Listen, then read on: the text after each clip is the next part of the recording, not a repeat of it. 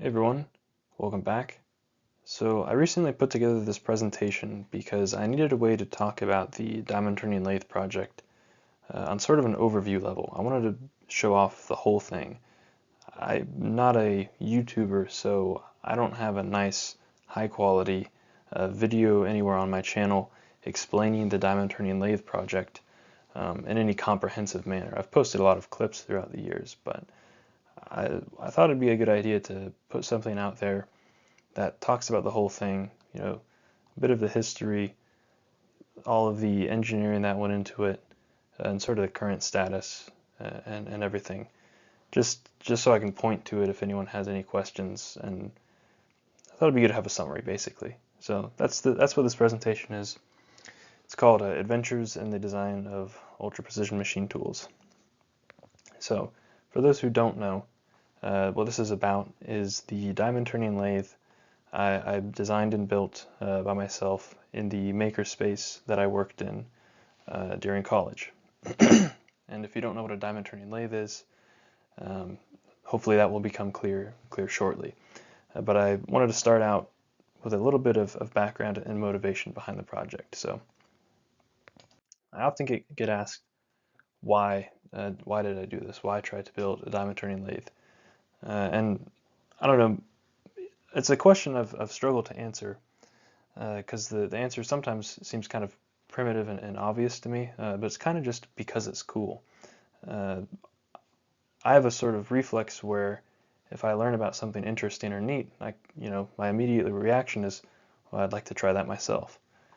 And sort of stumbling down the rabbit hole of precision engineering and machine design and learning about diamond turning lathes, I had a very naive idea, sort of seeded by my quest to also want to make telescope mirrors of what if I just built one myself. And no doubt when I started, I didn't even know what a diamond turning lathe was. It's evolved quite a bit over the years.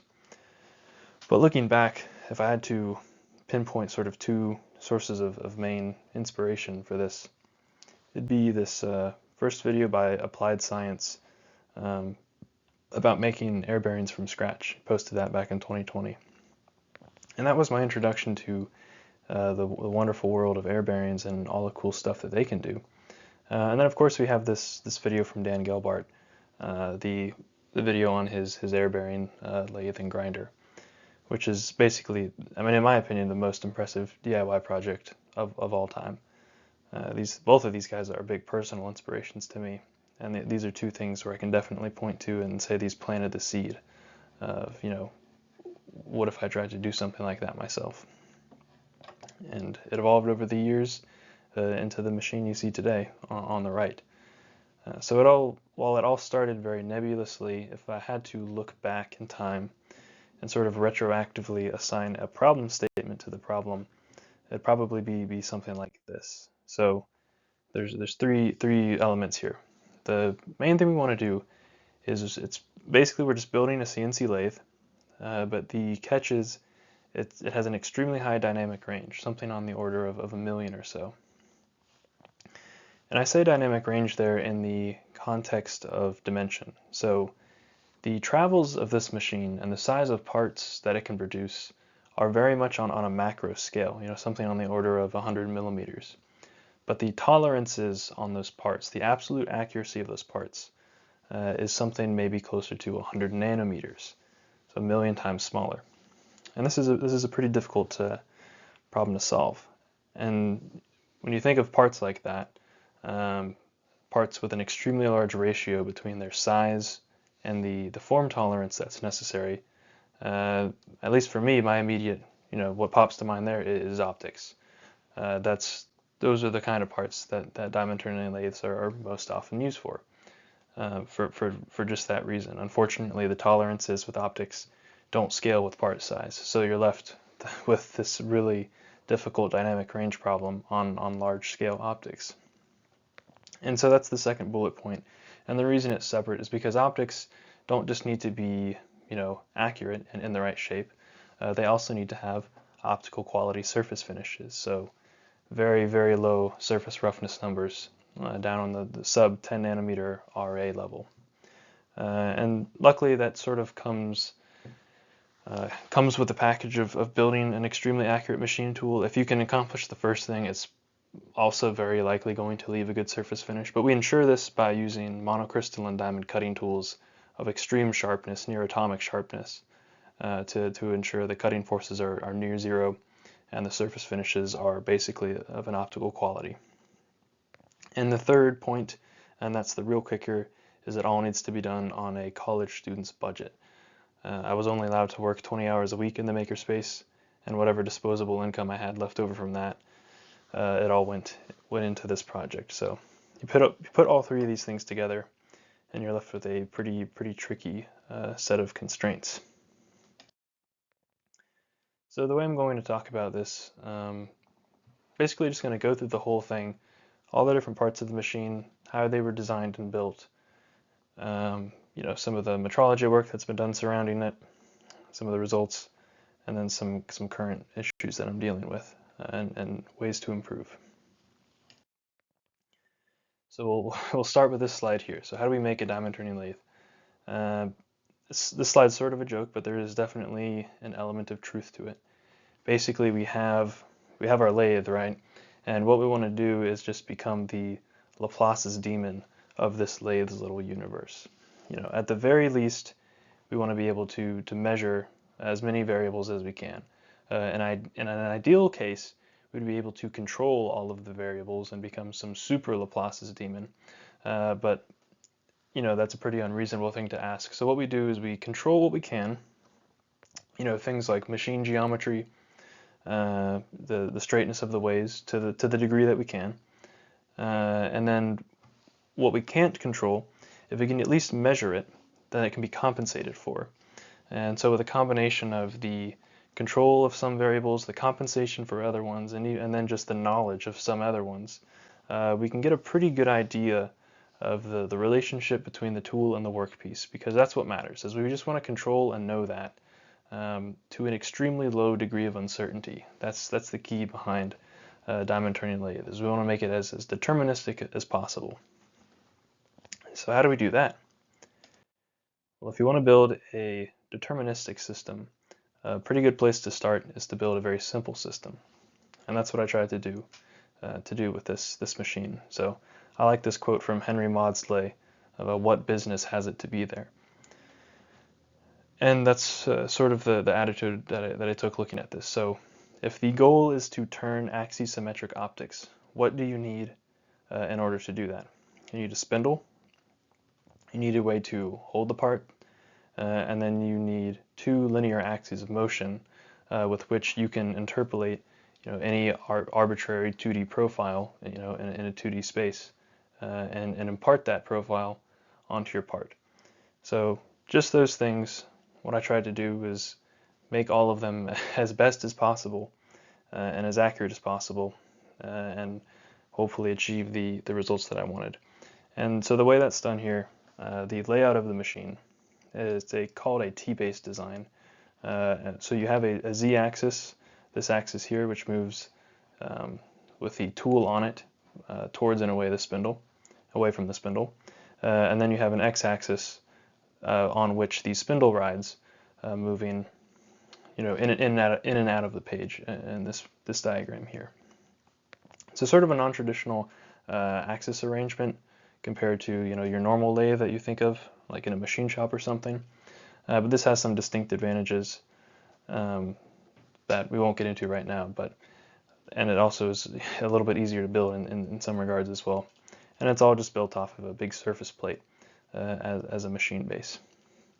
I also have on this slide, some of the key texts up here that I cite as a good place to start if you want to build something like this. If you read those 3 books, you'll get a good bit of knowledge, which is pretty pertinent to building ultra precision machine tools. So definitely recommend those. I've talked about them before. So I started this project with the spindle. Some of you may recognize this if you've been watching for a little bit. After Applied Sciences video, I started trying to make air bearings out of graphite like he did, and I tried to build a spindle just to see if I could, and then the plan was to build the rest of the machine off of that. So this was that design. For those who aren't familiar, the way it was meant to work is there was 4 of these radial air bearing pads on little ball mounts so they could pivot, and they were positioned around the shaft like this, and that provided a radial constraint for the shaft but constraint no other axes. And then there's 2 annular thrust bearings that supported the spindle rotor in the thrust direction to fully constrain it. And this was a really fun project and taught me a lot. Not only was this early on my road down the precision engineering rabbit hole, but also this was pretty early on in my engineering education just as a whole. When I started building this thing, I didn't even know what a moment was. I hadn't taken a statics or dynamics class or anything like that. So this was pretty early on, and I learned a lot through doing this. But you'll notice that this is spindle old. So this is not the spindle that made it to the current machine. And the reason for that is a certain commenter left a comment under my video, and we got to emailing back and forth. Long story short, he introduced me to the ASPE, American Society for Precision Engineering, and another long story short, I ended up at one of their conferences, got hooked up with Professional Instruments, who makes the best air bearing spindles in the world, and through a very nice act of generosity on their part, I ended up with one of their spindles, and that's the spindle that ended up on the machine, and that's the one that you see here. So what they gave me, they basically just took the air bearing design load off. They said, here, take one of our spindles, it's the best, and then focus on making the rest of the machine yourself as good as you can. So very nice of them to do that. What they gave me was this biconic or opposed cone air bearing spindle. So that's just the black piece, and that's just the air bearings, right? So I had to motorize it and add feedback and all that myself. Nothing too complicated there. It's just a brushless motor, direct drive mounted on the back, so you avoid inducing any spindle air motion from having like a mechanical coupling between the bearings themselves and an external motor. This contactless direct drive sort of gets around that problem pretty simply. And then there's just a 1024 line count encoder on the back to provide velocity feedback. In the future, I'd like to put a higher resolution one on there so we can do positional, ultra high resolution positional control, slow tool servo, all this stuff. That's all future expansion though. And one thing I'll note here, and I'll keep coming back to this for all the rest of the machine elements as well, is a big element of precision machine design is thermal considerations. We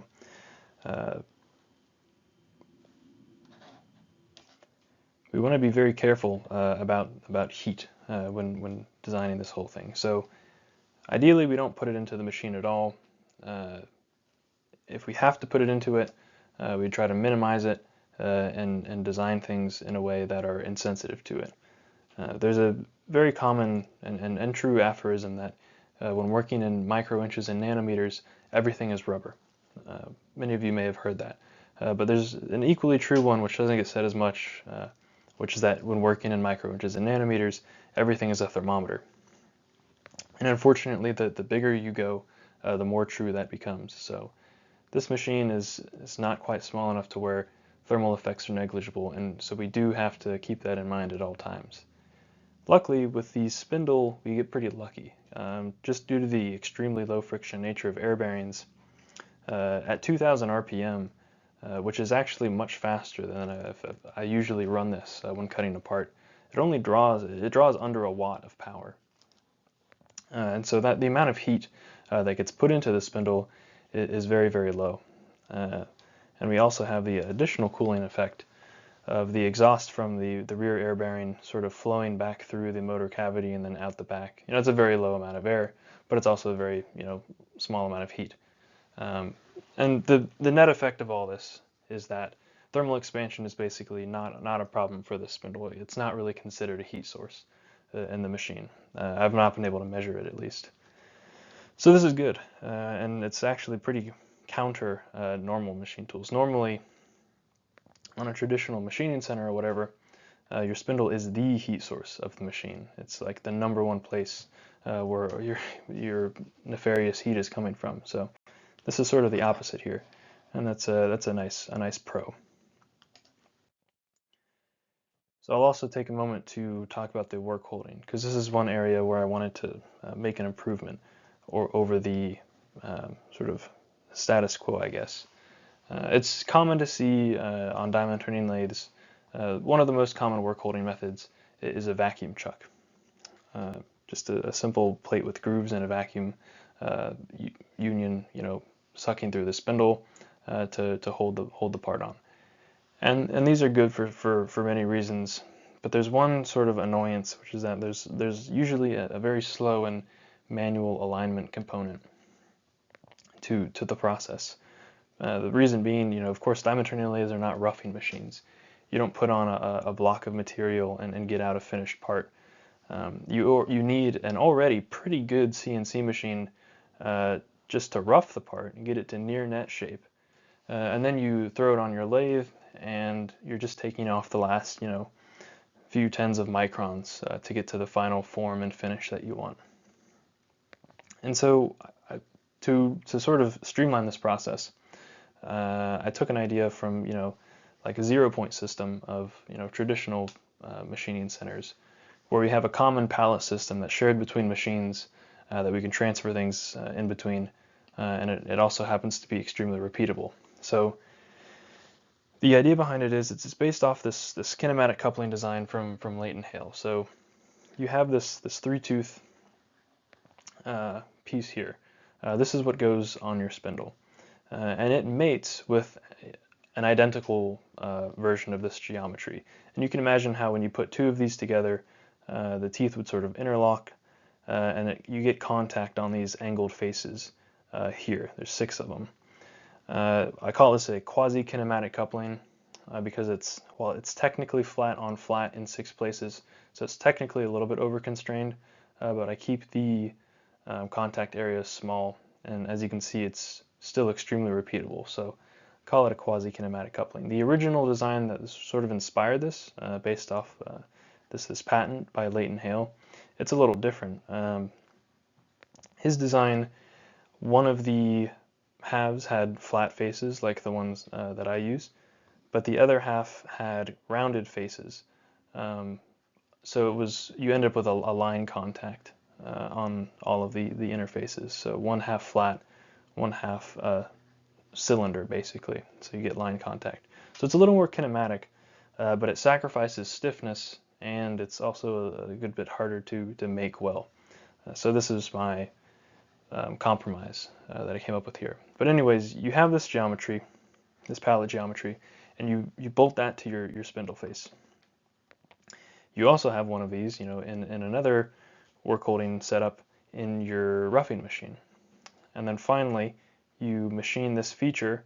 You can either machine it directly into the back of the part, like you can see in this telescope mirror here, or you can machine it into the back of a additional work holding device like this little simple set screw chuck. The idea is then you put your part or your fixture in the roughing machine coupling, rough it out, all with respect and in reference to this coupling as like the datum. Then you can then take it out, move it to the lathe, and everything will be well aligned, all ready to go. No further dialing in necessary. But then the nice thing is you can take the part off of the lathe, do any metrology on it you need to do, and then put it back, and this is the key, it will be exactly where it was when you took it off, to within extremely close limits, as you can see on the repeatability results here.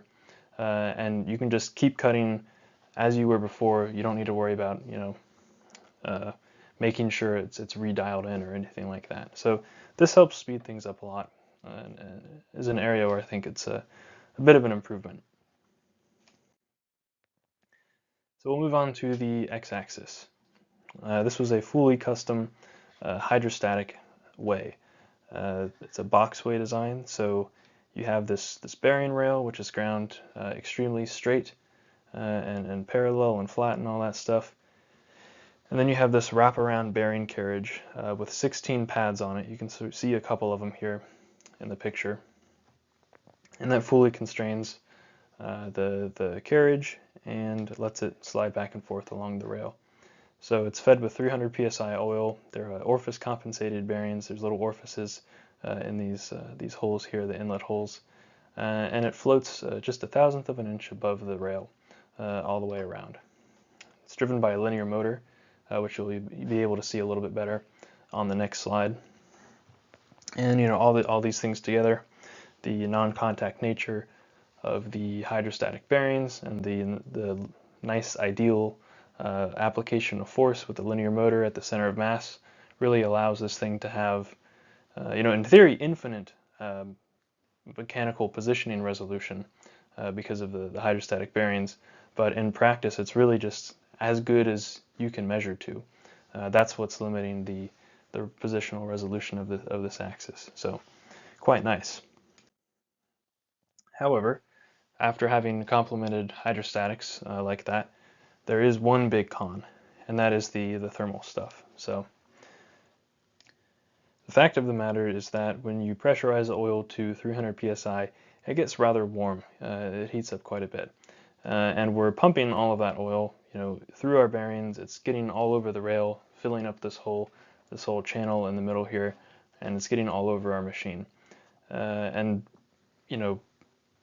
typically we would say this is very bad. Thermal expansion is going to occur. So it may be the gut reflex is, okay, this isn't a deal breaker. What we can do is just after the hydraulic pump, run the oil through a heat exchanger or an intercooler or something like this, and just cool the oil back down to room temperature before we put it into the machine. But even if you do that, it turns out there's actually more heat generated, as the oil flows through the orifices, through the 1 thou bearing gap, as the axis moves back and forth. All of this generates heat too, just from the viscous dissipation in the oil. So you'd still have oil above room temperature on your axis. And you could keep chasing this thread and keep fighting it and say, okay, well, we'll try and model the system and characterize it, and then we can pre-chill the oil to sub-ambient before it goes into the bearing, and that way after it flows through and after there's whatever losses occur, it's exactly at 20 degrees C as it contacts the bearing rail and everything. And this is starting to get pretty complex and expensive, which are two things which I was trying to avoid in the first place. So that's one attitude you can take towards the thermal design. The other, which is the route that I took, is sort of asking the question, what if we just accept the fact that warm oil is going to contact all this stuff over here, and things will heat up. There's two things we need to do to make sure this is not disastrous. One, if we can keep the thermal expansion to just nice, even, linear expansion in 3 dimensions, this can be all right. We can actually, the encoder will catch some of it, and other things we don't care about at all. Like for example, the bearing rail. If that heats up by even 10 degrees or something, it will grow in length. But if it just grows in length, I don't care. That doesn't affect the axis performance at all. It has no bearing at all on the performance of the machine. However, if the axis, if the bearing rail is over-constrained and it heats up by 10 degrees, it will not just grow in length and change in size. It will bend and warp and deform. And if the straightness of the axis changes, this is a deal breaker.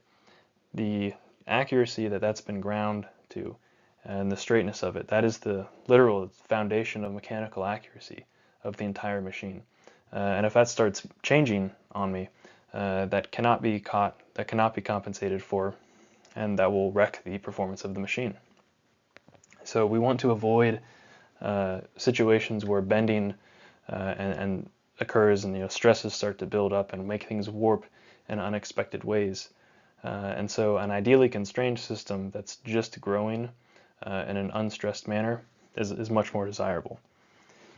The way that's done with this design is that you have these 2 plates that support the bearing rail, and on one of them I've just cut a simple sort of 4-bar-ish notch style flexure thing here, which lets the bearing rail move freely, or relatively freely, in this direction and change in length without introducing a bunch of stress into any part of the machine that would cause it to bend. You can imagine if that was solid and the bearing rail warmed up, it would try and grow. The granite would not grow nearly as much, and you'd get basically a bimetallic strip effect that would cause the whole thing to bend. So not ideal. But with sort of freeing up a degree of freedom and constraining it a little less by letting it expand like this, we avoid that. The other element to my approach is, the simple idea of letting it warm up, right? Things will grow as stuff heats up, but the thing is, it's not thermal expansion itself that's the problem. It's a change in thermal expansion over a period of time, when you're trying to maintain a precision process over a long time scale. Things growing while they shouldn't be is the issue. And so with a rigorous warm-up routine, we can let the machine get to a state of equilibrium where the rate at which it's dissipating heat eventually reaches the rate at which the oil is inputting heat. The temperatures stay relatively constant, the thermal expansion is then relatively constant, and it's not moving actively on me. And that's the most important thing here. So now we'll move on to the z-axis. So the z-axis is a very different design in pretty much every way. It's all built off of a air-bearing stage, sort of fished out of the dumpster at PI, if you will. And it's kind of an interesting design, built by Seagate back in the day. Maybe I should probably make a video on that connection there. It's kind of interesting. But regardless, it's an anodized aluminum construction. In this picture, we're looking at it head-on, travel in and out of the page. And then there's these three ceramic air-bearing pads, which is pretty neat. The yellow highlighted area just represents the actual air-bearing land on each ceramic pad. But similar to the spindle, this was just the bearing. No drive, no feedback or anything. I needed to add all that myself. And so the solution I came up with was this friction drive bar system.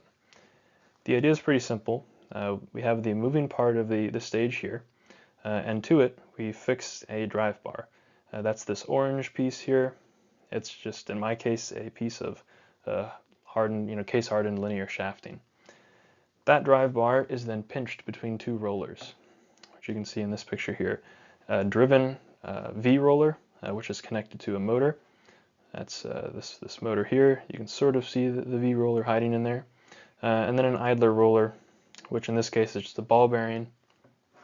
And then that's sprung, preloaded, pinching the drive bar in between the two and preloading it into the drive roller nicely. And it turns out this is if it's done well and it's preloaded enough so that there's no slip between the bar and the roller, this is an extremely high fidelity way to translate the rotary motion of the motor into linear motion of the stage. It's actually extraordinary how sensitive this type of transmission is. You can realize nanometer displacements and literally immeasurable backlash. It's really incredible. Just because you have these two point contacts on these two hardened, ground surfaces of a very high surface finish. It's a really nice method of translating motion there. Not capable of super high forces or anything, of course, but that's okay in this case because the forces are indeed not high. But there is one consideration, and that's, the stage may be very good, that's on air bearings, but this motor here may not be. Its bearings may have air motion. I've made videos on spindle air motion. The same goes for motors, right? They're basically spindles. It's a bearing arrangement meant for rotation. So that roller, it might be having radial air motion where it's wobbling back and forth, moving up and down. The roller itself might just have plain old runout, right? It might be wobbling as it spins. And you can imagine if we were, if that was happening and this roller was moving and the drive bar was rigidly fixed to the moving part of the stage here, and we were pushing and pulling on it in directions other than the direction of travel, we'll be pushing and pulling on the stage and causing basically air motion along its length of travel. You can think of it like unwrapping the rotary air motion of the bearing and like unwrapping that into linear air motion of the stage. So not good at all. Sort of defeats the purpose of air bearings more or less. The way I've gotten around that is basically decoupling the drive bar in all degrees of freedom or all rotational degrees of freedom. So the interface between the stage and the drive bar is this photo here. There's a hardened conical seat which is connected to the stage. There's a hardened conical seat on the end of the drive bar, and in between the two there is a silicon nitride ball. And this is all held together with a threaded nut and an O-ring, providing a nice low compliance preload, keeping the whole sandwich squished together, if you will. And so what this yields is, in the direction of motion, the Z direction, we have a very stiff contact, a very stiff coupling between the bar and the stage. We have line contact on three very hard elements, and so we have a pretty high stiffness there. But you can imagine in the rotary degrees of freedom, if this bar was trying to pitch or yaw at all, it's pretty unstiff. That's not really a correct term. Compliant is a better word. And so you can imagine now, if the roller was wobbling about, pushing on the bar way out here, the bar would basically would deflect out of the way and transfer very little moment through into the stage that would be observed as air motion. So this angular decoupling effectively isolates the stage from any potential air motion of the drive rollers themselves. And again, with this stage, we'll talk about the thermal considerations as well. Because of the fully aluminum construction, this stage has the potential to be very sensitive and have big problems thermally. So we need to be careful there. Luckily, the friction drive bar mechanism is really ideal from a thermal standpoint, simply because the heat source, the motor itself, the actuator, is physically separated from the stage. That drive bar could be made, arbitrarily long up until a point, and really remove the heat source away from the sensitive bits.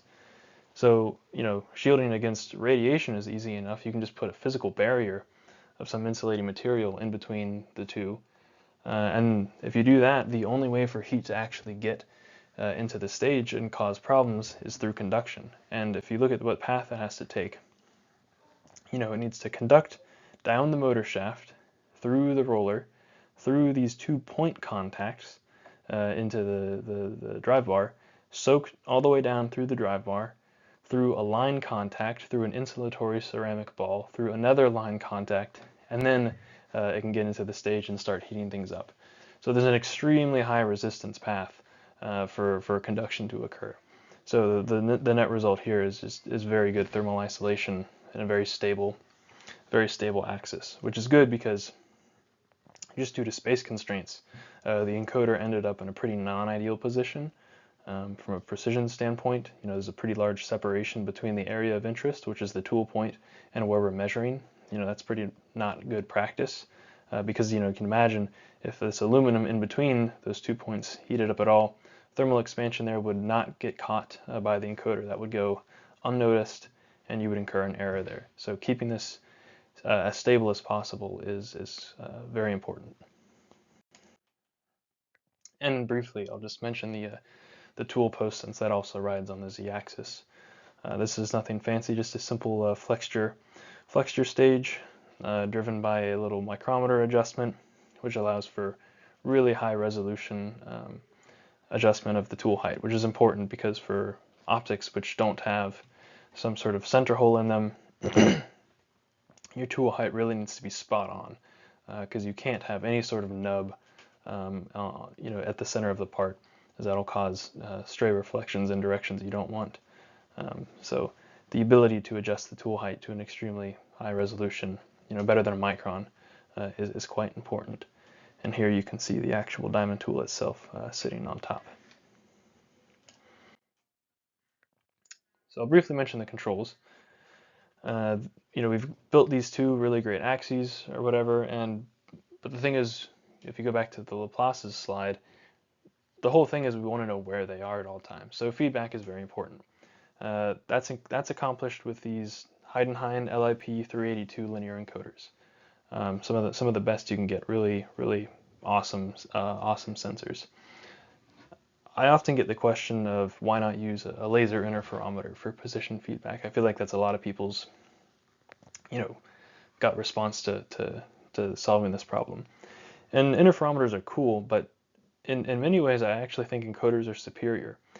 An interferometer has the potential to be exceptionally accurate, but the problem is it's very sensitive to environmental conditions.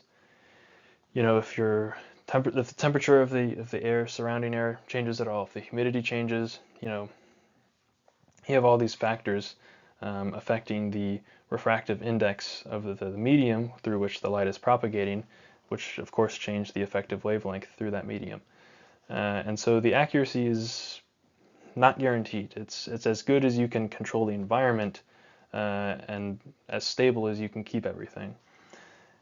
And that's not ideal in my opinion. The nice thing about encoders is these particular ones are accurate to 120 nanometers over the full 150 millimeter measuring length, and that accuracy is derived from the accuracy of the grating, which is printed on a zero-dur substrate, and so that's basically just set in stone, if you will.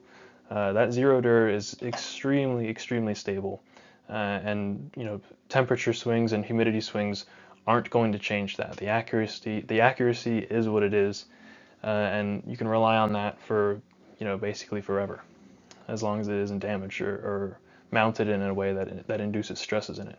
I really like that approach, and having a physical standard of length, if you will. I mean, you can think of it like a billion gauge blocks all in a row, and they're made out of the most thermally stable material on the planet. So I like that.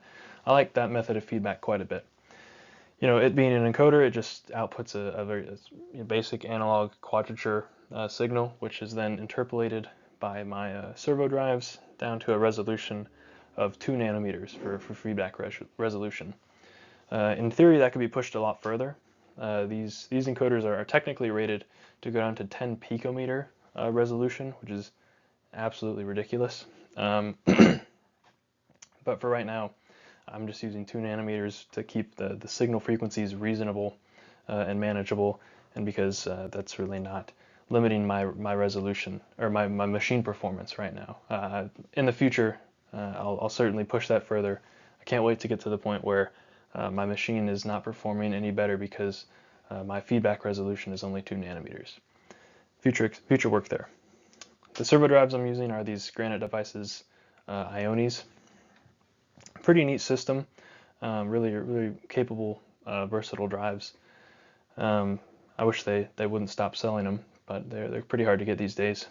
But those are just hooked up to a Mesa card, FPGA card, and the whole machine is just running a Linux CNC for the machine control.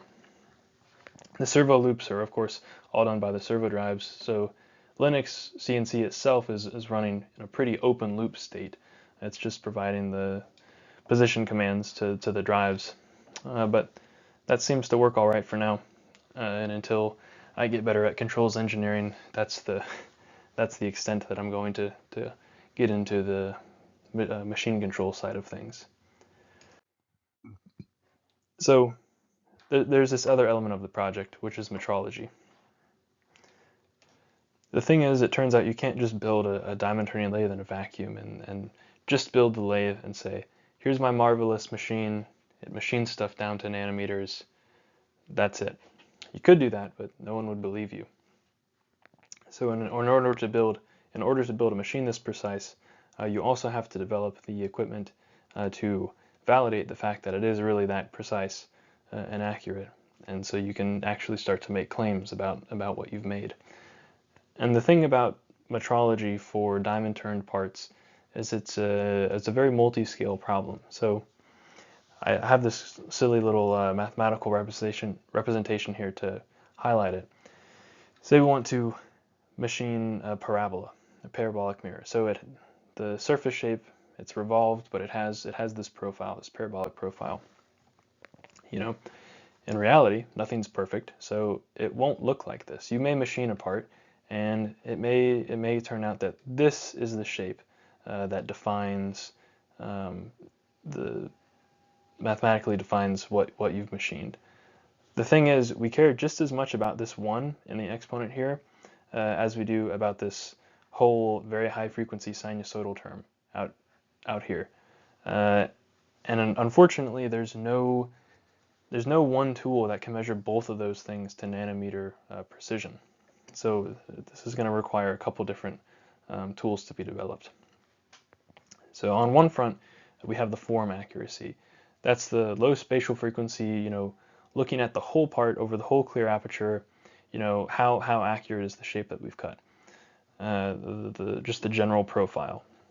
And for that, I built a quick little bath interferometer. I've made a video on it. Produces pretty interferograms like this, and that lets us look at the wavefront error and hence the surface error of the part over the whole aperture of the part, and that's what we see here. And this is good to spatial frequencies up to maybe something like 20 to 50x the normalized spatial frequency of 1, which is over the whole full clear aperture. So that's form. The other bit is roughness, right? The high spatial frequency stuff. And so for that, I built a scanning white light interferometer, also called a coherent scanning interferometer, and that lets me measure roughness on a microscopic scale. So this is one of the interferograms it produces. Really, some of the most beautiful data I've ever produced, in my opinion. I really love how these white light interferograms look, and you can, through some math, which I've talked about on the channel before, you can use that data and reconstruct a height map, which looks like this, and see the roughness on sort of that micro scale. In this particular image, the peak to valley is about 100 nanometers or so. And recently, I've been playing around with phase shifting interferometry, which is another technique which can, I would say, increase the resolution by another 10x or so, and actually start to get to the sub-nanometer resolution for these height reconstructions, which is really neat. And so we put those two things together, and we can start to look at some of the results and make claims about the thing we've developed. And here's some of the results here. At current moment, the best results I've produced are an 85 nanometer RMS form accuracy over a 69 millimeter clear aperture of the spherical primary mirror here, and that's just under a half micron peak to valley accuracy. And then the surface finish is about 7 nanometers RA at best. So, these numbers, it's important to keep these in perspective, because if you look at it from a machining standpoint and from a machining context, and you think we've got a CNC lathe and it's just produced a part with sort of a arbitrary profile, and it's held a profile tolerance of 85 nanometers RMS.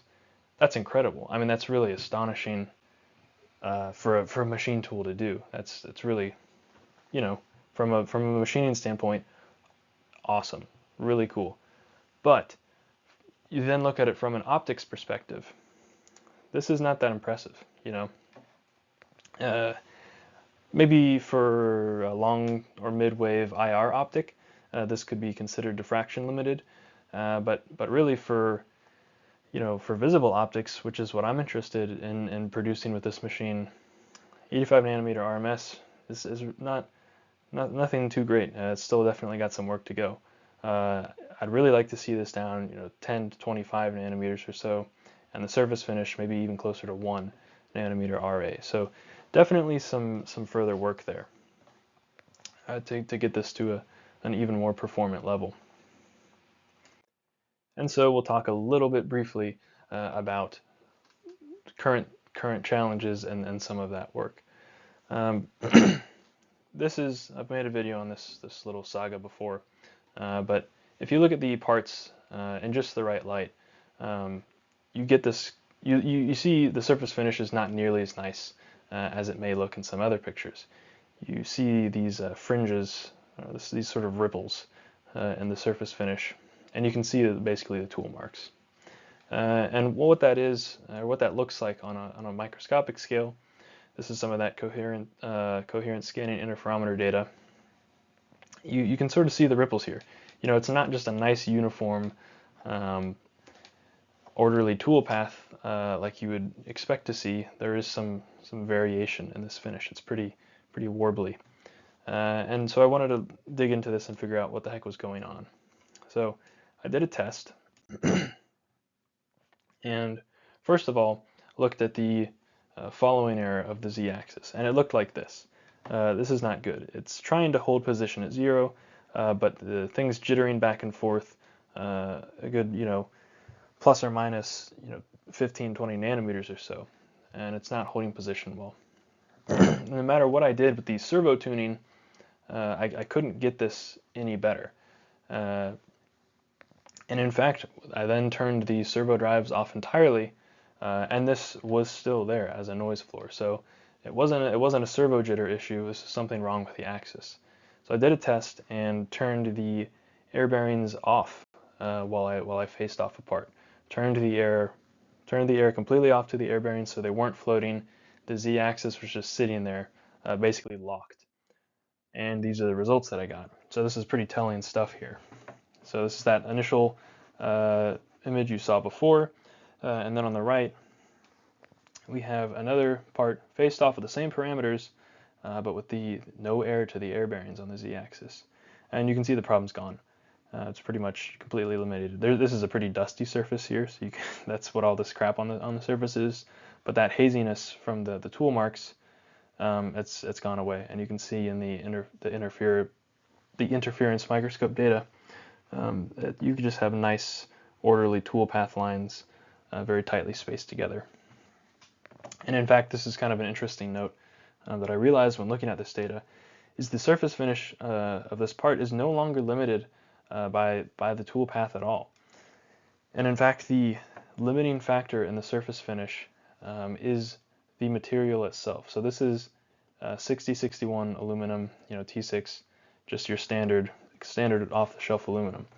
And this is sort of hard to see, but if you squint at it and look at it just the right way, you can start to make out in this image, there's areas that are, some areas that are lighter than others, like here, then you've got a little dark patch here, and there appears to be sort of little islands of different surface heights scattered throughout. And in fact, that's what this is, and these are the actual individual grains of aluminum. So each of these areas is an area of single crystal nature, and these are all the different material grains that make it up. And the reason, because remember, this is not a microscope image. This is an actual height map of the part here. The reason these different grains are at different heights is because they're at different orientations. They're sort of randomly oriented in the material, and we think about the material properties of metals as being homogeneous and isotropic in all directions, and this is true on a macro scale. But when you zoom in and start to look at a single crystal material, this is no longer the case.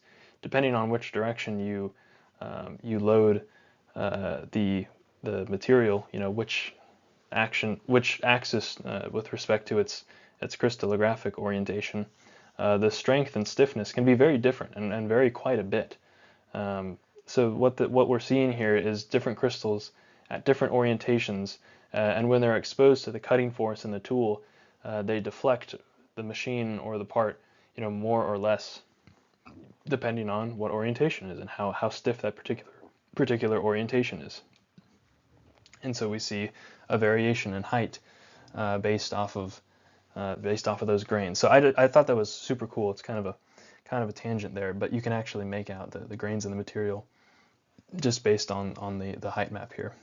And the white spots are also, of course, a limiting factor in surface finishes.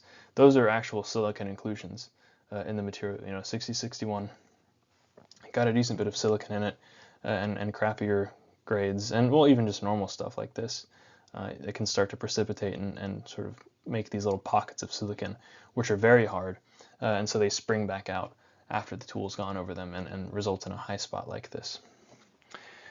And so if you wanted to improve the surface finish past this point, you really have to switch materials.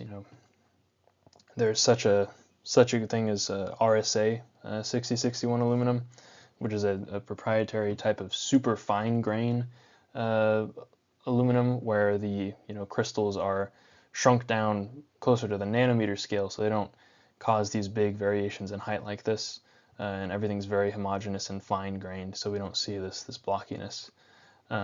Or you switch off of that altogether, off of aluminum alloys altogether, and go to something like a high phosphorus electroless nickel plating, which is completely amorphous and has no grains at all.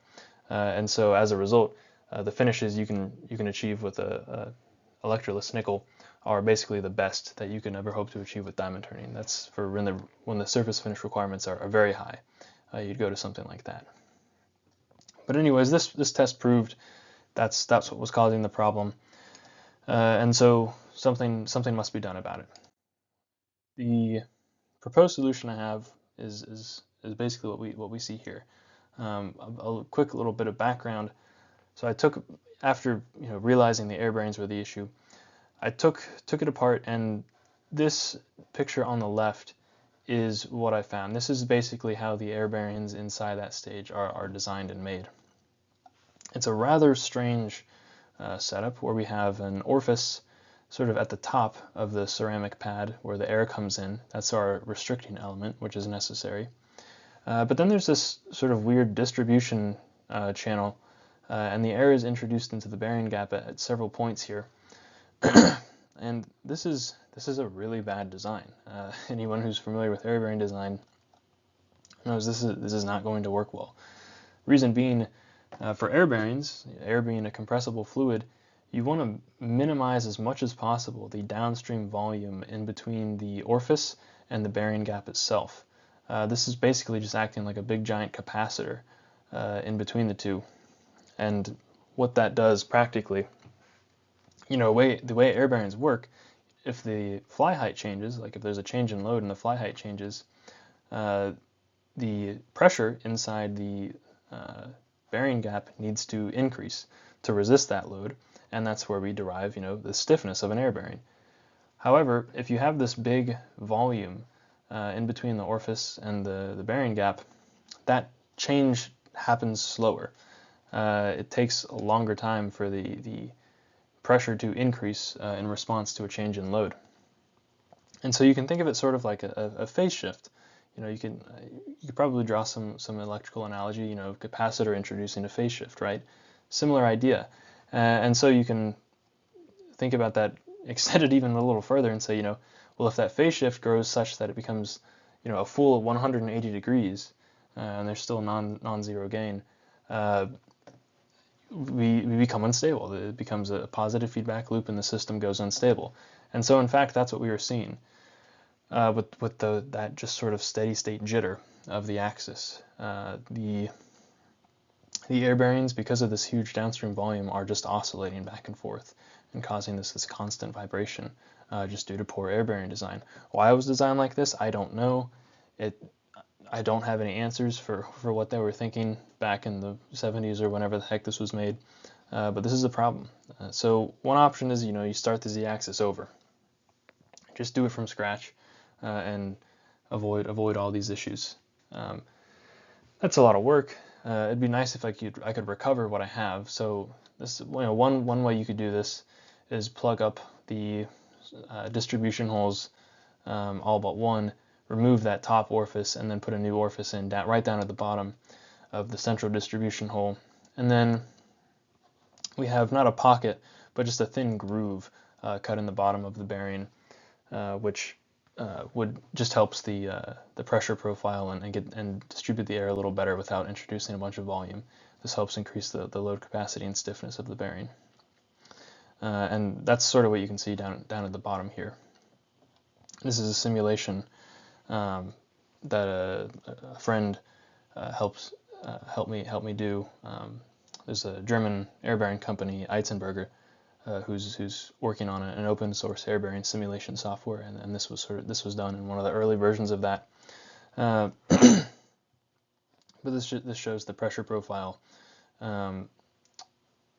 with basically two bearings. Each of those ceramic bars have two of these setups along the length, so you can see two grooves because there's technically two bearings on one bar. But anyways, that's the idea I have. It hasn't been executed yet. You know, I've moved after I've graduated. The lathe is not exactly set up right now. It's this will happen eventually, but work will maybe a little bit slower for the next little while. I'll keep trying to put some videos out on some other stuff in the meantime. But that's about it. I'll say thanks for watching here, but also thanks to Professional Instruments, of course, for the amazing support over the years and donation of the spindle and everything, and also giving me a job for a little bit. They're the best, really the best. And also thanks to Edge Technologies, who donated the diamond tools that I used for all the testing machining I've ever done on this machine. I wouldn't have been able to use the lathe without them, as they provided all the tools. So really appreciate all the support I've gotten from them and the precision engineering community as a whole. They're a great group of people, and lots of great minds who are happy to help and answer questions and all that stuff. But hope you guys enjoyed that and found it interesting. Hopefully this can serve as a sort of central database for any questions regarding the diamond turning lathe going forward. And yeah, thanks for watching.